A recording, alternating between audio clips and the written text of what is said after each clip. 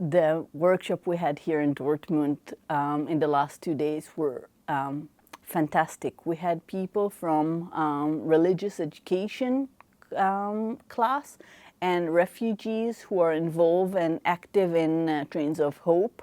And they came together to create children's books about their lives and their narrative and dialogue between them. And one story struck me very strongly.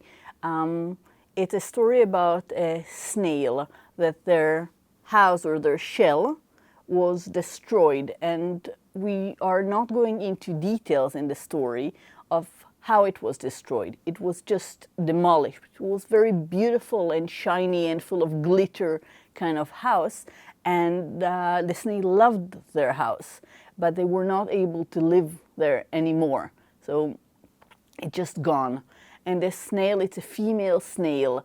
For me, it tells a very interesting story about the phenomenon of refugees and how females are not often included in the story of refugees. She's looking for a new house and she's looking for a place to stay, and she's going to different animals in the forest, and they come up with all kinds of demands and criteria and policies that the snail cannot achieve.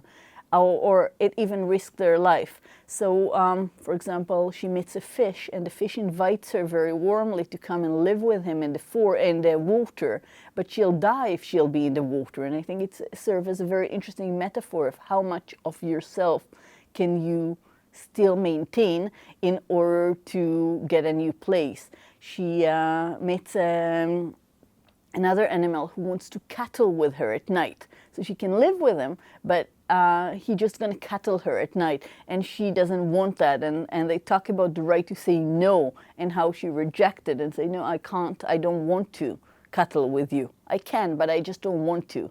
Or she needs to climb very fast to a tree, but she's slower than a bird, so she can't reach there by night. And we discussed in length whether the story needs to finish with a good end. And oftentimes in storybooks, we have this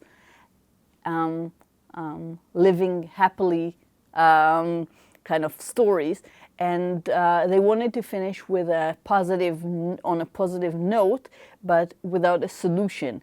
And we decided that the snail takes their suitcase and their bags, and they continue travel in the world to find a place where fits their needs and will accept them as they are.